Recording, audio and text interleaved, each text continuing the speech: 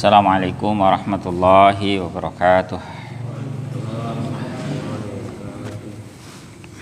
Alhamdulillah, wassalatu wassalamu ala rasulillah wa ala alihi wa sahbihi wa mawalah, amma ba'd. Ikhwafillah, ma'asyiral muslimin, rahmatullahi alaikum. Pada kesempatan malam hari ini kita lanjutkan kembali ulasan kita di kitab Al-Fiqhul Manhaji ala al-Madhhabil Imam Syafi'i rahimahullahu ta'ala. Pada bagian yang lalu kita sudah mengulas seputar jenis-jenis air, qasamul miyah. Pada kesempatan kali ini kita akan melihat pembahasan seputar al-awani, tentang bejana ya. Kalau waktu mencukupi, insya Allah kita akan lanjutkan dengan pembahasan tentang najis ya. Sebagian tentang najis. Al-awani itu merupakan bentuk jamak, jam'u aniyah, jamak dari kata aniyah. Wa hiyal aw'iyatu allati tuda'u fiha al-ma'i'atu wa ghairuha. Yaitu wadah yang digunakan untuk menempatkan benda cair, bejana, wadah air lah ya, kita terjemahkan saja itu. Wa fiha umur, terkait awani ini ada beberapa perkara ya, ada empat hukum yang beliau ya, para muallifun di sini menyebutkan. Awalan, yang pertama, hukmu isti'mali awani zahabi wal fiddah, hukum menggunakan bejana emas dan perak. Untuk hukum yang pertama ini jelas ya, yahrumu isti'malu awani zahabi wal fiddati fi jami'i wujuhil isti'mal. Haram menggunakan bejana emas dan perak pada seluruh bentuk penggunaan. Jadi mau digunakan apapun tuh haram. Kalau wudu wasyurbi, seperti berwudu ya, punya wadah air tidak boleh ya dari emas dan perak. Wasyurbi juga minum, punya gelas atau cawan ya, dari emas dari perak, itu juga haram. Illa li daruratin ka'allam yajid ghairaha, kecuali karena kondisi darurat, misal dia tidak menemukan selain itu, tidak ada wadah lain selain itu ya. Ini sebetulnya kondisi yang langka ya. Zaman sekarang malah sulit mencari wadah itu ya. Rawal Bukhari wa Muslimun an Hudzaifah bin al-Yamani radhiyallahu anhu qala sami'tu Rasulullah sallallahu alaihi wasallam yaqul. Hadis yang diriwayatkan oleh Al-Bukhari dan Muslim dari sahabat Hudzaifah bin al-Yaman radhiyallahu anhu. Beliau berkata bahwa aku mendengar Rasulullah sallallahu alaihi wasallam bersabda, la talbasul harira walad dibaj. Ya, janganlah kalian memakai harir dan dibaj. Ini sutra ya. Harir itu sutra yang biasa. Dibaj itu sutra yang lebih halus lagi, yang lebih tinggi kelasnya. Wala tashrabu fi aniyati dzahabi wal fiddah, dan janganlah kalian minum ya pada wadah air yang terbuat dari emas dan perak. Wala ta'kulu fi sihafiha, jangan pula makan pada piring-piringnya. Fa innaha lahum fid dunya wa lana fil akhirah, karena hal itu bagi mereka dan bagi mereka di dunia dan bagi kita nanti di akhirat. Nah, sini ada penjelasan sedikit. Ad-dibaj itu nau'un nafisun min thiyabil harir. Dibaj itu jenis yang lebih mahal lagi ya, kelas yang sutra yang lebih tinggi ya. Kemudian aniyah itu jam'u ina, jamak dari kata ina. Kemudian sihafiha atau sihafuha maksudnya adalah jam'u sahfah wa hiyal qas'ah. Itu adalah bentuk jamak dari kata sahfah, yaitu al-qas'ah. Al-qas'ah itu artinya piring ya, tempat makanan. Lahum, bagi mereka yang dimaksud di sini ai al-kuffar. Ya, maksudnya adalah orang-orang kafir. Ya, kalau orang kafir minum dengan wadah emas, perak, yaitu urusan mereka ya. Tapi bagi kaum muslimin tidak dibolehkan. Wa yuqasu 'ala al-akli wasyurbi ghairuhuma min wujuhil isti'mal. Dikiaskan terhadap makan dan minum, yakni yang dilarang di hadis riwayat Bukhari Muslim tadi, ya, dilarang oleh Nabi SAW untuk makan dan minum, itu dikiaskan selain itu, ya, bentuk penggunaan yang lain, ya, termasuk tadi untuk kepentingan bersuci, ya. Bukan berarti airnya itu tidak menjadi suci, ya, airnya itu tetap suci, mensucikan, tapi menggunakan itu menjadi haram, ya, menggunakan wadahnya. Dan ini wa yashmalut tahrimur rijal wan nisa, ya, tercakup oleh pengharaman ini laki-laki dan perempuan sama saja. Laki dan perempuan sama. Ya. Wa kal isti'malil ittikhas, ya, seperti juga hukum isti'mal itu adalah ittikhas. Apa itu ittikhas, ya? Fa inna ma la yajuzu isti'maluhu la yajuzu ittikhasu, karena sesuatu yang tidak boleh digunakan tidak boleh juga ittikhas. Apa itu? Ai iktina'uhu litazini, ya, wa nahwu, yaitu menggunakannya sebagai atau menyimpannya sebagai perhiasan, ya, dan semisalnya. Menyimpan barang-barang seperti itu termasuk untuk perhiasan. Tapi zaman sekarang sepertinya sudah tidak ada, ya.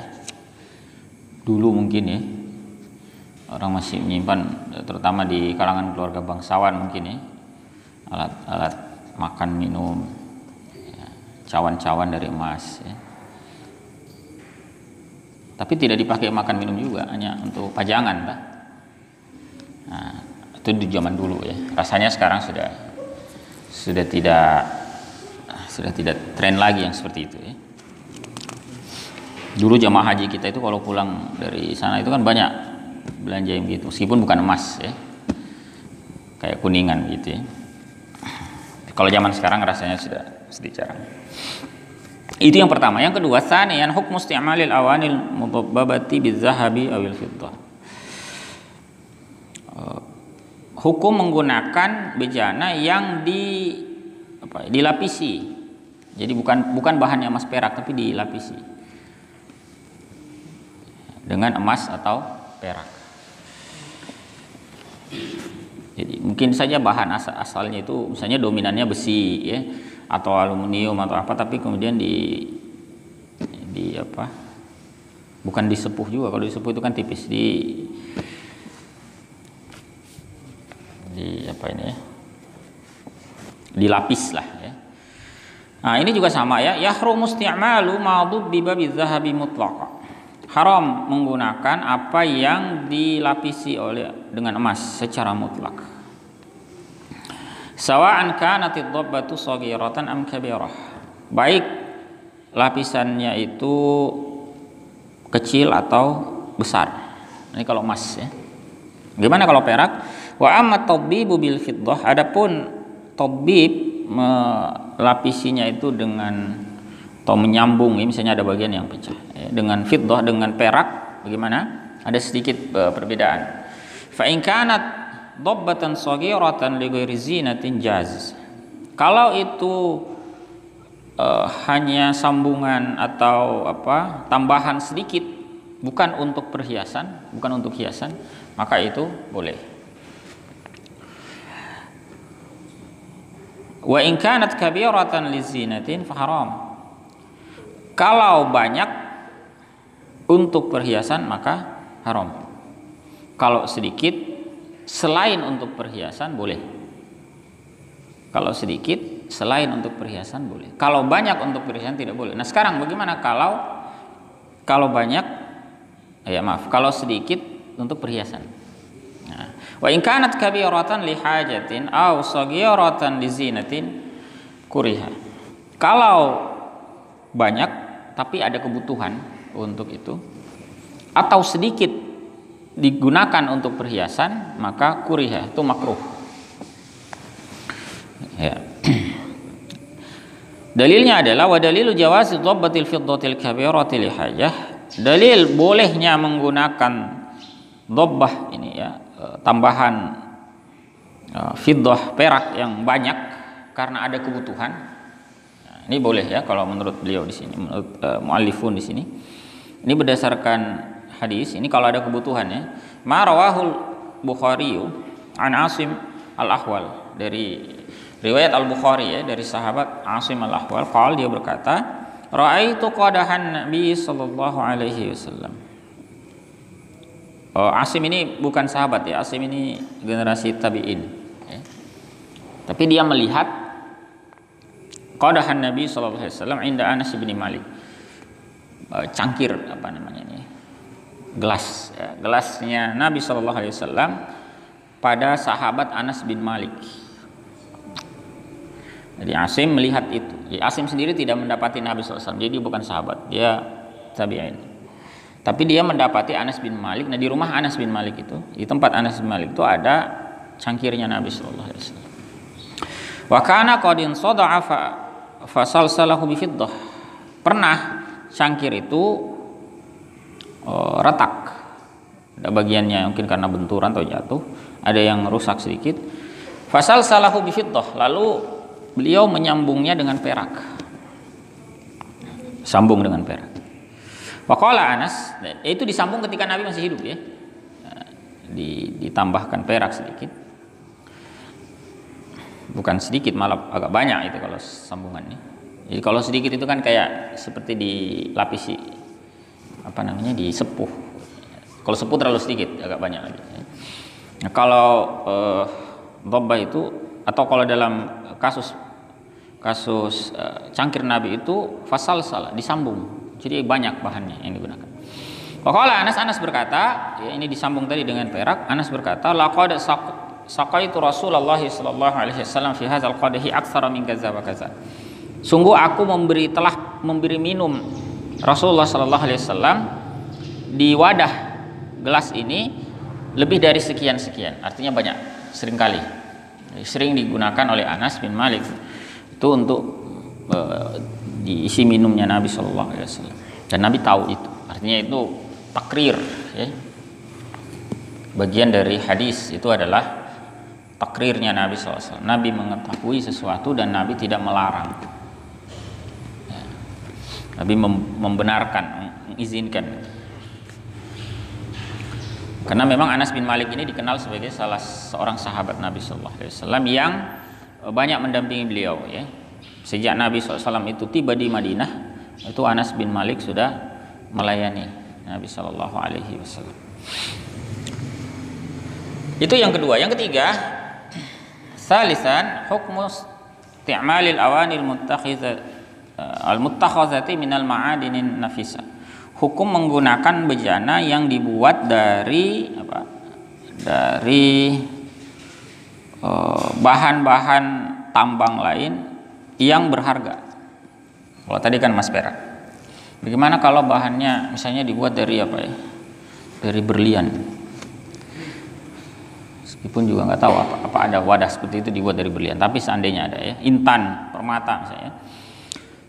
Dalam mazhab Syafi'i itu boleh ya. Yajuzu isti'malul awanil muttakhazati minal ma'adinin nafisah.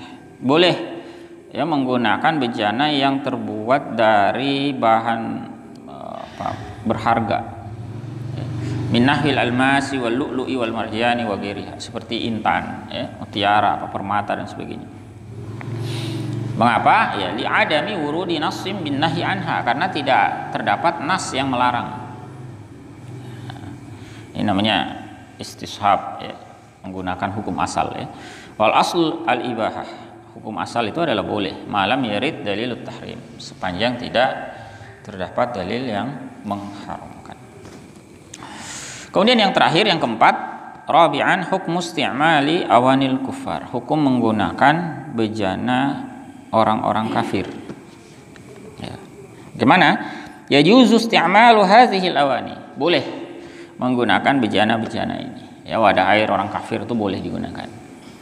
Dasarnya adalah riwayat Al-Bukhari ya, lima rawahul Bukhari an Abi Tha'labah radhiyallahu anhu anna Nabiy sallallahu alaihi wasallam qala, berdasarkan riwayat Al-Bukhari dari Abu Tha'labah ya, sahabat ya, radhiyallahu anhu, anna Nabiy sallallahu alaihi wasallam qala, sesungguhnya Nabi sallallahu alaihi wasallam bersabda, faghsiluha wa kulu fiha, cucilah dan makanlah dengan menggunakan.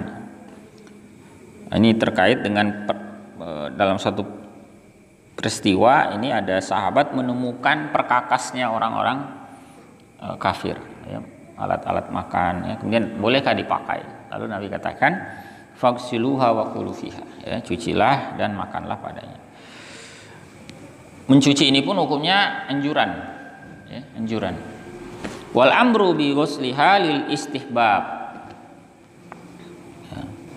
Jadi perintah mencucinya itu anjuran. Ya. Lihtimali talawusiha. Jadi bukan kewajiban, ya, anjuran, disunahkan. Lihtimali talawusiha bisabab isti'malil kuffari laha bi khamarin aw khinzirin wa ghairihima. Karena ada kemungkinan ya, itu tercemar, ternoda, karena sebab digunakan oleh orang kafir untuk apa? Khamar atau babi, ya, dan lain-lain. Tapi kan hanya kemungkinan. Karena itu anjurannya dicuci. Istihbab, ya. Wa mislul awani, yang semisal juga dengan bejana ini adalah isti'malu thiyabihim wa nahbiha, menggunakan pakaian mereka, ya, dan semisalnya. Jadi pakaian orang kafir itu juga sama, ya, boleh dipakai. Ya. Jadi misalnya, ya, misal ada kadang-kadang itu bencana, ya, lalu ada donasi terbuka. Salah satu yang biasa disumbangkan itu kan pakaian. Bisa saja yang menyumbang itu kan ada orang kafir di situ. Bolehkah dipakai? Boleh. Ya. Secara hukum boleh saja. Baik, ya. Wallahu a'lam bishawab. Ya. Itu pembahasan tentang bejana, ya. Kita lanjut dulu sedikit, ya. Kalau ada yang mau ditanyakan nanti disimpan, ya, di belakang. Ini kita bahas sedikit tentang najis, ya. Anwa'ut taharah, jenis-jenis taharah. At-taharatu naw'an. Taharatu ada dua macam. Awalan taharatu minan najis. Tsaniyan taharatu minal hadas. Yang pertama itu adalah bersuci dari najis. Yang kedua adalah bersuci dari hadas. Jadi kalau kita bahas taharah itu sebetulnya dua saja. Bersihkan dari najis atau bersuci dari hadas.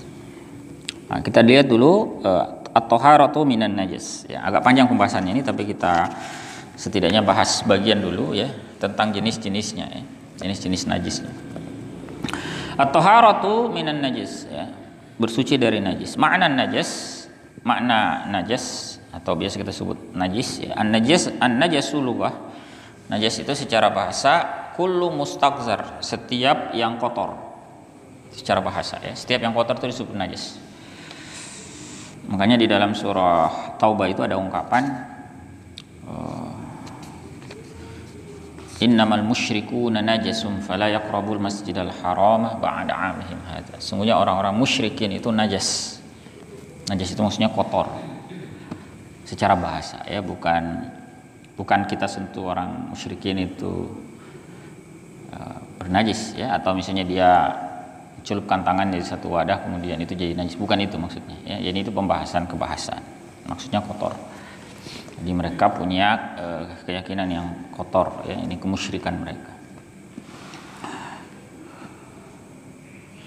Wa syar'an, secara istilah syara', mustaghzarun yamna'u sihhatas sholati kaddami wal baul. Kotoran yang menghalangi atau yang mencegah sahnya salat. Jadi kotoran yang menghalangi sahnya salat. Nah, kalau dia ada maka salat tidak sah. Kaddami wal baul, seperti darah, ya, dan urin, ya, baul. Nanti kita akan lihat jenis-jenisnya lebih detail.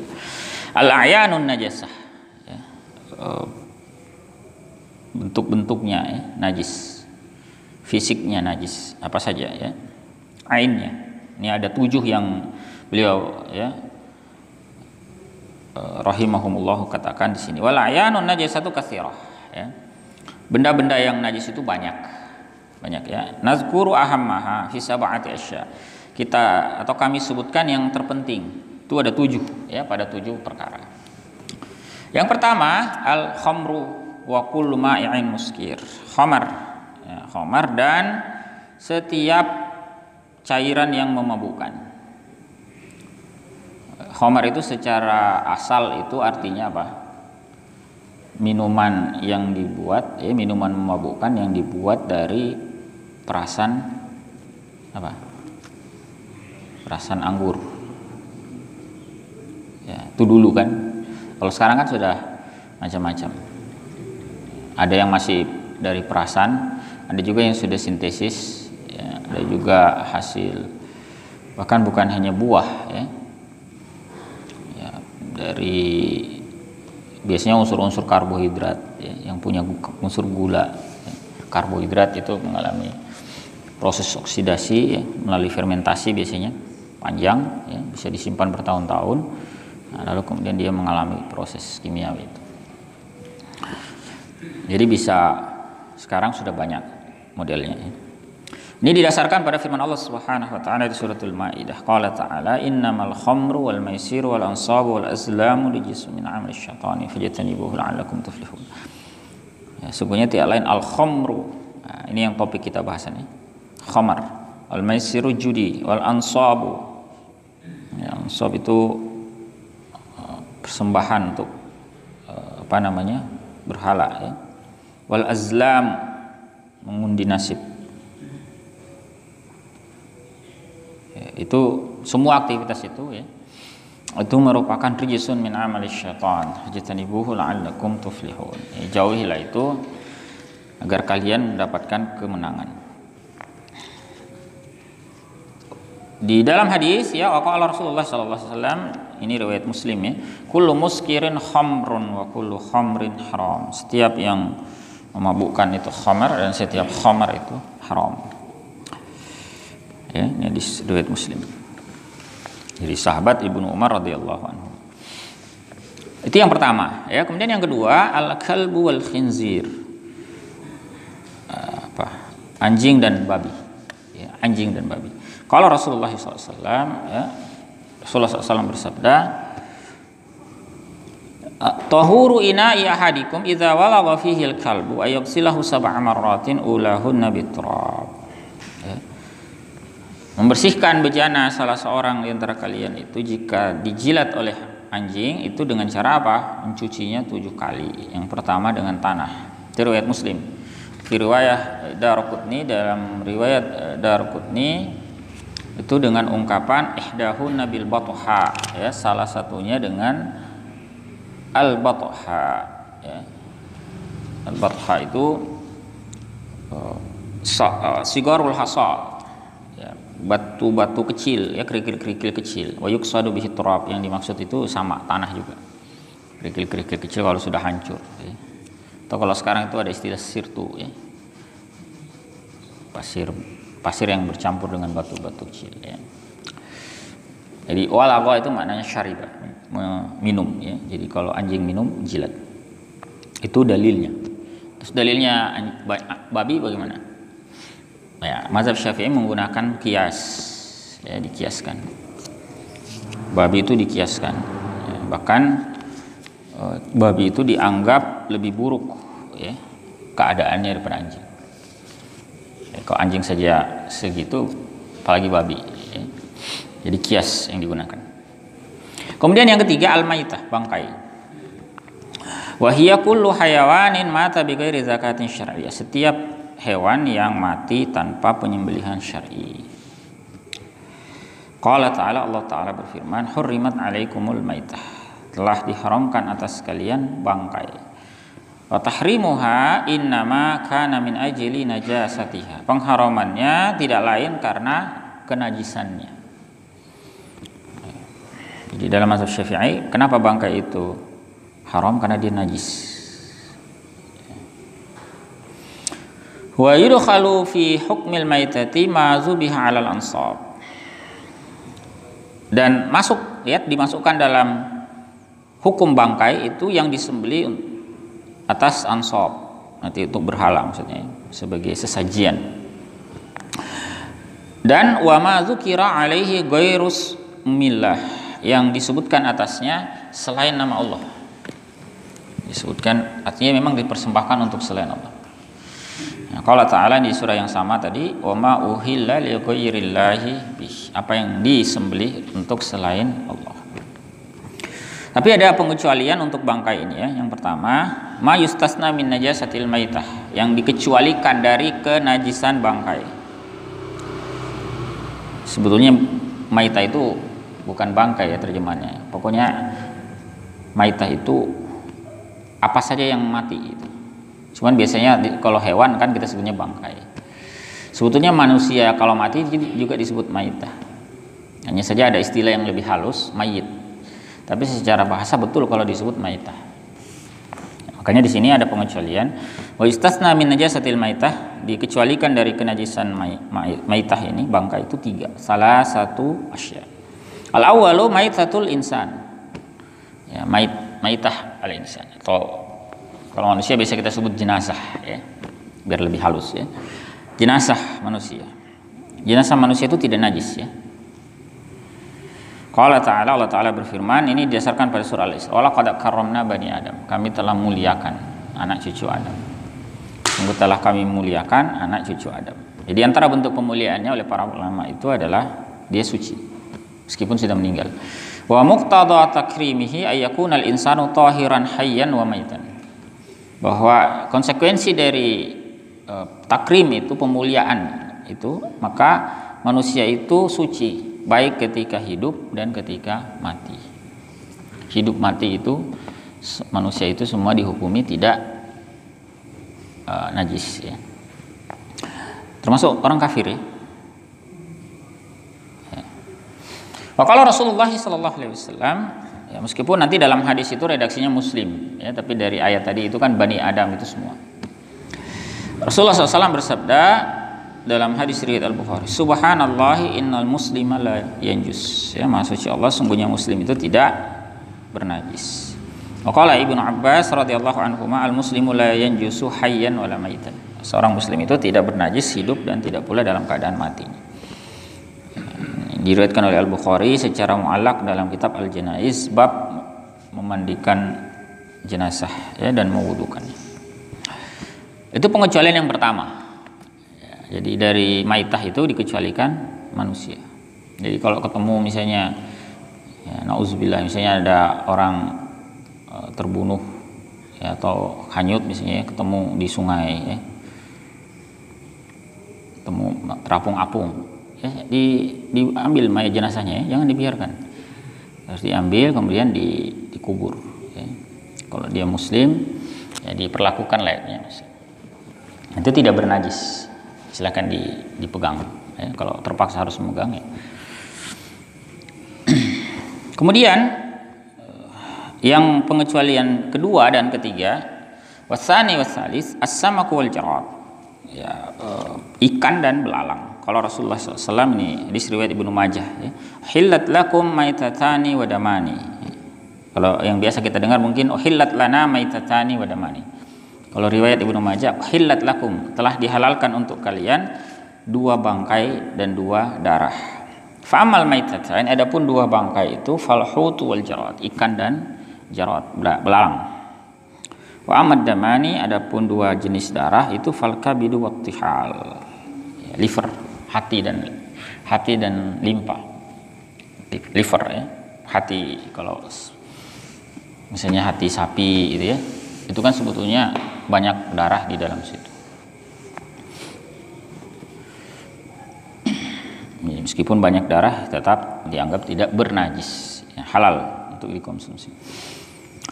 Kemudian ya, sudah berapa tadi yang najis? Yang pertama apa? Hamar. Yang kedua anjing babi. 3 ya, sekarang yang keempat ada musail, darah yang mengalir. Darah yang mengalir. Wa minhul qayh, termasuk diantaranya nanah. Qala ta'ala, Allah Ta'ala berfirman di surah Al-An'am ya, au damam masfuhan aw lahma khinzirin fa innahu rijis, atau darah yang mengalir. Ini yang diharamkan ya. Atau daging babi ya, sungguhnya itu rijisun. Wa yustatsna min najasatid dami al-kabir wa tihal lil hadis sabiq. Dikecualikan dari najisnya darah itu adalah hati dan limfa yang tadi ya, berdasarkan hadis sebelumnya. Hati ini maksudnya liver ya. Liver. Kemudian yang kelima, baulul insani wa ghaituhu wa baulul hayawani wa farasuhu. Kotoran manusia. Ya, baik itu berupa buang air kecil, urin, baul, ya. Wa ghait itu feces, ya. Buang air besar, ya, kotorannya.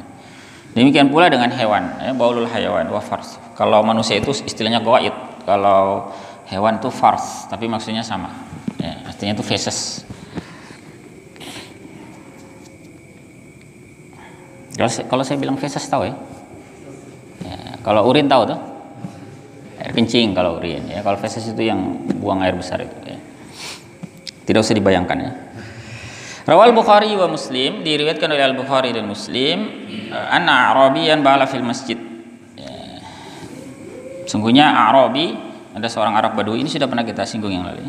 Kencing di masjid. Faqala Rasulullah SAW, beliau sallallahu alaihi wasallam bersabda, subbu alaihi zanuban mimma.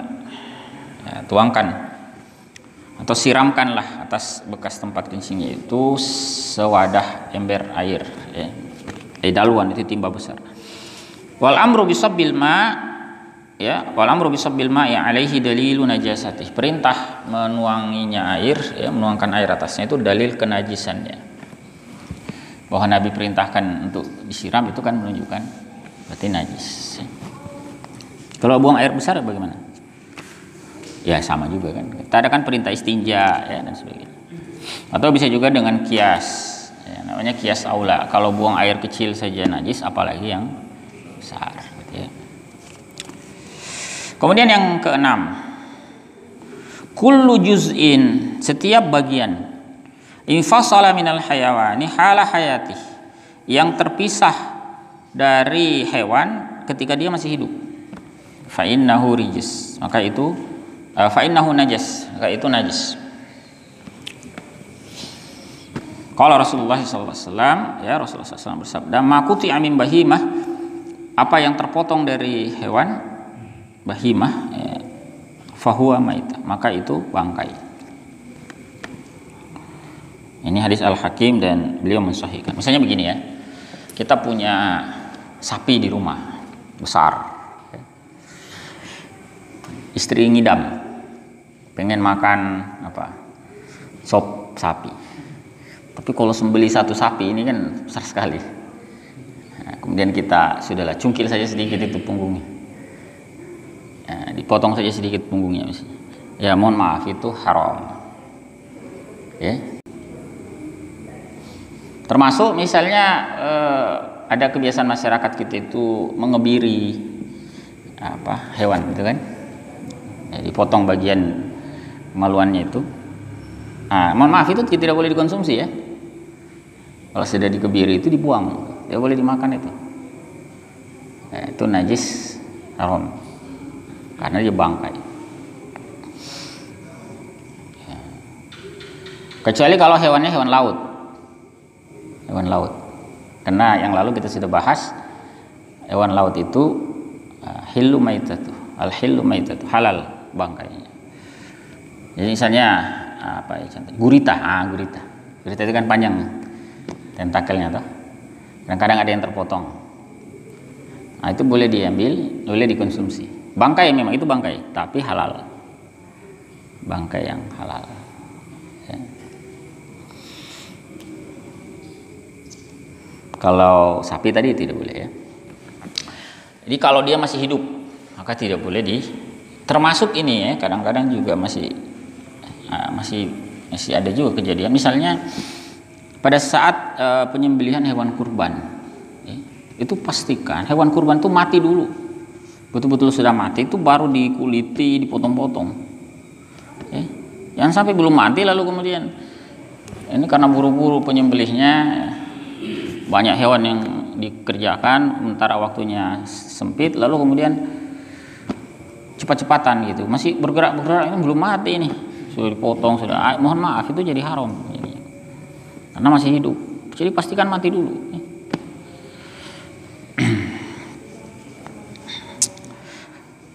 Kemudian ada pengecualian, wa yustasna min dzalik, ya dikecualikan dari itu adalah sya'run wa rishul hayawan al-ma'kulil lahm. Jadi rambut dan bulu hewan yang boleh dimakan dagingnya. Fa innahu tahir, maka itu suci. Dulu itu orang bikin wol itu kan pakai mencukur apa? Biri-biri ya. Ada jenis hewan domba atau biri-biri itu yang diambil bulunya pada saat masih hidup. Nah, itu boleh. Nah, itu pengecualian. Berdasarkan firman Allah Subhanahu wa taala di dalam surah An-Nahl ya. Qala ta'ala wa min aswafiha wa aubariha wa asy'ariha asasan wa mata'an ilahin ya. Jadi dari kulit dari bulu rambut ya. Jadi bagian dari hewan itu bisa menjadi bagian kenikmatan bagi kalian. Jadi boleh digunakan untuk pakaian ya. Tuh, atau kalau di tempat lain itu dipakai selimut ya, terutama daerah yang dingin. Nah, itu dari kulit hewan, bukan kulitnya bulunya ya. Kalau kulit itu kan baru bisa diambil kalau sudah mati, ini masih hidup, jadi dicukur itu kan rutin, itu dicukur mungkin setiap tahun ya, lalu dijadikan kain wol ya. Meskipun sekarang sudah banyak kain itu dibuatnya sintesis ya, sudah jarang mengambil dari hewan, tapi masih ada ya. Dengan catatan itu memang hewan yang boleh dimakan dagingnya ya. Kalau hewan yang haram tidak boleh ya. Artinya tidak boleh diambil ketika masih hidup. Kalau sudah mati bagaimana? Kalau kulit buaya, kulit apa lagi? Harimau, kulit apa? Itu pembahasan lain. Nanti ada pembahasan namanya menyamak kulit. Ini yang dikecualikan ini maksudnya bulu-bulu ya, rambut ya dan sebagainya. Yang hewan itu memang bisa dimakan. Kemudian yang terakhir, yang ketujuh, labanul hayawani ghairi makulillah, susu hewan yang tidak boleh dimakan dagingnya ya. Kal himari wa nahwihi, seperti keledai ya, seperti keledai itu keledai kampung gitu ya, al-humurul ahliyah, itu haram ya dikonsumsi, maka susunya juga tidak boleh. Atau misalnya susu beruang ya, misalnya beruang, bukan susu beruang ya, beruang berutulan beruang yang ganas itu yang buas, karena ada juga beruang yang tidak buas ya. Beruang yang buas itu dia kan menyusui ya, tapi tidak boleh dikonsumsi susunya karena dia termasuk hewan yang haram dikonsumsi. Bukan susu beruang yang dijual ya, itu susu sapi saja, mereknya beruang. Atau susu apa lagi ya, harimau misalnya. Harimau itu menyusui nggak? Menyusui harimau itu ya. Susu apa lagi ya? Intinya kalau hewannya haram dikonsumsi maka susunya juga tidak boleh. Li'anna labanahu kalahmi, karena susunya itu seperti dagingnya, artinya hukumnya sama dengan dagingnya. Walahmuhu najis, sementara dagingnya itu najis ya. Wallahu alam bissawab ya. Demikian ikhwafillah rahimakumullah ulasan kita di malam hari ini berkaitan dengan bencana dan tadi jenis-jenis najis ya. Sebetulnya masih ada lagi pembahasan berikut, tapi nanti ya insyaallah kita akan lanjutkan pada pertemuan mendatang. Kalau ada yang mau didiskusikan sampai di sini ya silakan. Kalau ada ya.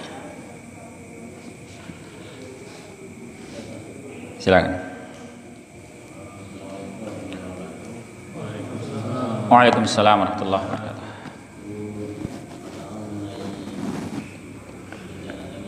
Ya.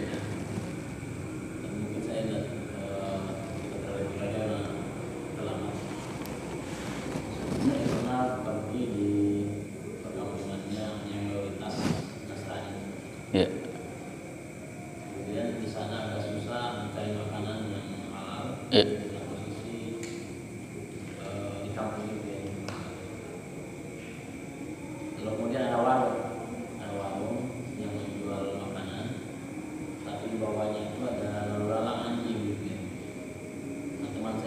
saya tidak makan, padahal sebenarnya lapar sekali. Nah artinya ketika misalnya lapar seperti itu, kan khawatir ini ya sampai najis itu macam-macam ya. Tapi posisi yang lainnya kita kelaparan. Itu satu. Kemudian posisi pertama begitu. Kemudian yang kedua, dalam perjalanan pulang dari kampung seberang ke kota Ambon ya, atau Ambon, itu perjalanannya 2 hari naik kapal kabar. Itu kita tidak makan kecuali makan Indomie, karena tadi di kampungnya sampai juga. Takutnya apa? Takut karena masakannya di mereka yang masakan. Ini di kapal, kasusnya di kapal. Nah, itu yang pertanyaan yang pertama kedua. Kemudian yang mengenai najis laut yang bagian-bagian najis tadi, misalnya tadi yang boleh dimakan dagingnya, tetapi bulunya boleh diambil. Misalnya yang tadi paywall ya. Bagaimana kalau misalnya yang hari ini kebanyakan itu digunakan dan tidak ada penggantinya, satu misalnya babi gitu ya, digunakan kadang misalnya untuk sikat gigi, yang bulu gitu kan, sikat gigi atau yang lainnya. Iya, baik. Baik, yang pertama berkaitan dengan, sebenarnya berkaitan juga dengan yang kedua itu ya. Jadi, begini ya, yang masak, siapapun yang masak itu tidak ada urusan dengan halal tidaknya makanan. Ya. Orang kafir sekalipun kalau masak ya nggak apa-apa, sepanjang apa? Dia tidak menggunakan bahan-bahan yang dilarang. Jadi biasanya yang ada kekhawatiran itu sebetulnya kaitannya dengan sembelihan. Ya. Kalau sembelihannya tidak ada kekhawatiran, ya bagaimana kalau masaknya? Nggak apa-apa. Justru masaknya nggak apa-apa. Ya. Jadi memang ada, itu pun pembahasan sembelihan nanti ada pembahasannya khusus ya. Untuk sembelihan ahlul kitab itu sebetulnya halal saja. Tapi nanti ada pembahasan khusus, ada perinciannya di situ. Ya. Bagaimana misalnya kita tadi kasus ya, makan di warung makan Nasrani ya, Nasrani lah ya, secara umum, karena di Ambon nih. Kemudian anjing lalu lalang, nah, gitu ya. Sebetulnya begini, kalau dugaan itu sampai pada dugaan kuat akan menajisi, maka jatuhnya haram. Kalau sampai pada dugaan kuat, karena tingkatan keyakinan itu kan ada 5 itu dalam pembahasan usul fikih. Ya. Ada yang paling tinggi, tingkatan yang paling tinggi itu disebut yakin. Kalau kasus seperti tadi kita lihat dengan mata kepala anjingnya menjilat, nah, itu sudah meyakinkan, tidak terbantahkan. Ada di bawah sedikit dari itu. Ya di bawah 100%, kalau kita angkakan ya, yakin itu 100% lah ya. Nah, di bawahnya itu namanya zon atau ghalabatuz zon, dugaan kuat. Dugaan kuat ini di atas 50%, tapi tidak sampai 100. Kita menduga kuat. Nah, misalnya ada indikasi ya dia habis ada bekas makanan misalnya di mulutnya atau apa ya. Tapi kita tidak lihat makanan yang mana gitu kan. Tapi ada indikasi. Bisa saja kan sebetulnya makanan yang dikasih khusus oleh tuannya gitu kan. Tapi kalau sampai pada dugaan kuat bahwa itu menjilat, maka najis. Di bawah dari dugaan kuat itu namanya syak. Atau sebelum syak, kebalikan dari yakin dan ghalabatuz zon dulu ya. Nah, kebalikan dari yakin itu tingkatan yang paling lemah. Ya, mustahil ya. Tidak ada kemungkinan, 0%. Tidak ada anjing di situ. Mungkin nggak ada jilatan anjing, nggak ada anjing sama sekali. Itu 0. Ada juga namanya di atas 0 tadi itu namanya wahm, dugaan lemah. Anjing ada gitu, tapi tidak ada indikasi bahwa dia menjilat sama sekali. kemudian kita menyangka, itu berarti persangkaan kita itu waham namanya, persangkaan yang lemah karena tidak ada buktinya. Kemudian yang kalau kita sulit menentukan apakah antara dugaan kuat atau dugaan lemah, itu yang disebut dengan syak, tengah-tengah, 50-50 lah kira-kira. Kita sulit menentukan apakah dia condongnya ke kanan atau ke kiri, tengah-tengah, 50-50. Nah, dalam pembahasan hukum yang bisa dijadikan patokan itu cuma dua yang terakhir ini, yaitu yang sampai pada tingkatan meyakinkan atau minimal dugaan kuat. Kalau tiga yang ini, syak saja itu tidak dianggap. Jadi kalau syak kita 50-50 itu tidak dianggap. Berarti kembali kepada ketentuan asal, yaitu tidak bernajis, gitu ya. Nah, prinsipnya itu tadi. Kalau sampai pada dugaan kuat, apalagi sampai meyakinkan, kita lihat, berarti apa? Ya, berarti bernajis dan otomatis haram. Nah, kemudian kasus yang kedua berkaitan dengan di kapal, itu mirip juga sebetulnya. Kalau di kapal itu kan berarti indikasinya kan menjadi tidak ada. Apa yang dikhawatirkan?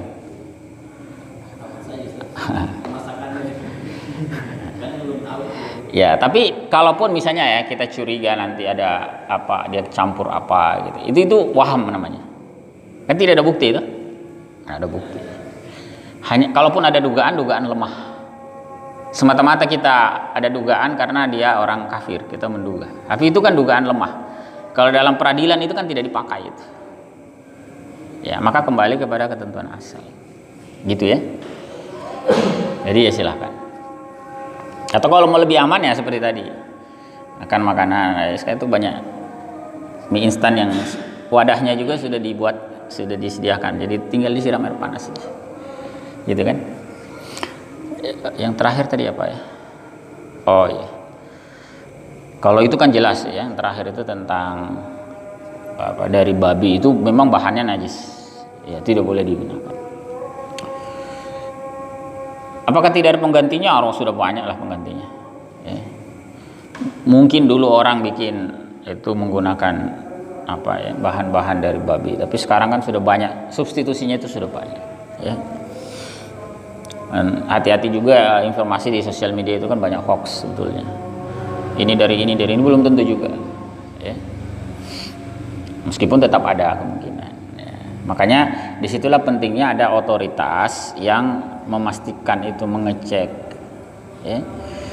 Apakah memang kuas ini dari apa ya, dari babi misalnya, ya.